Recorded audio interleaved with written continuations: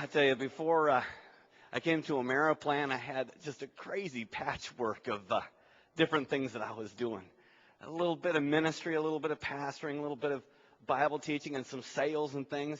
I was always trying to fill in, doing some different things just to try to make ends meet. Had this wonderful wife and a growing family, 5 kids at the time. Now we've got one more coming. And we're hoping on having a big family one of these days. And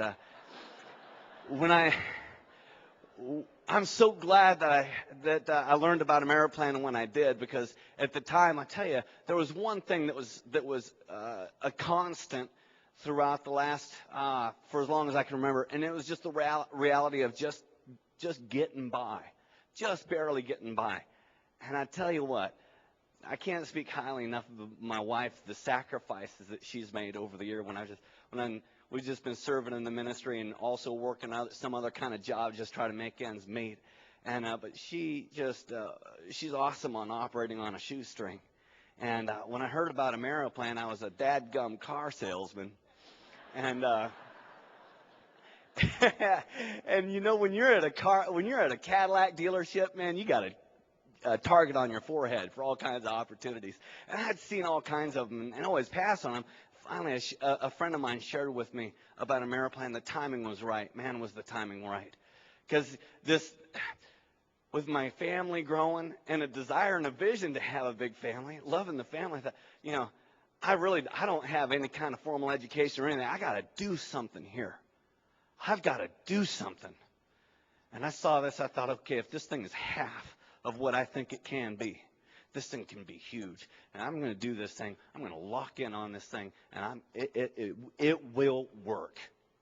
And I'm going to make it happen. And we had a surgical removal of the word quit from our vocabulary. And you know, I'd like to share something with you about our story in Ameriplan that really means a lot to me.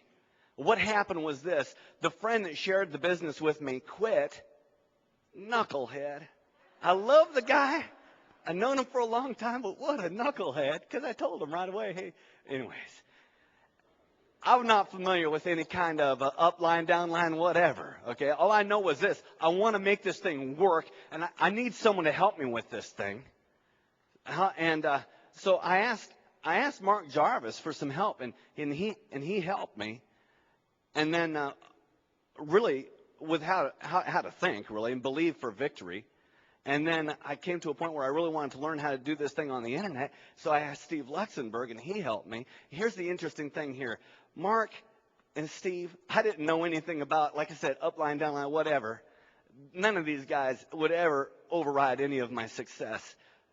But them and a whole bunch of other people that just imparted to us and taught us and said, you know what, there's a place for you here. And they ministered and spoke into our lives in ways that I can't even put into words. This thing has become so much more. You see, I was thinking, this is a great opportunity to earn a living. But it's turned into so much more than that. So much more than that. It's reached into my heart, reached into our lives, into our minds. The way that we're thinking is different. Man, so much. I've learned so much of it's happening up here. I got to believe for greater things. I got to believe for better things, you know. There's something better. There's something better. And you know, people speaking into our lives, just telling us, reach for higher, claim greater things. And here's what's happened, okay? Boy, I tell you what, a lot has happened, but in a nutshell.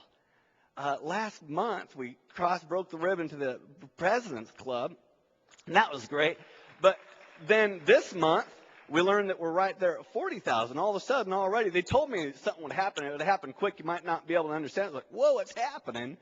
And I tell you, the thing that means so much to me is knowing that if something were to happen to me, if I were to die, that my family would be taken care of, that they can pay the bills. I got to tell you, that's a wonderful thing. And as great as that is, I know without a shadow of a doubt that the best is yet to come. I wear a ring of a founder on my right hand. It's not there yet, but it might as well be, because I'm heading there.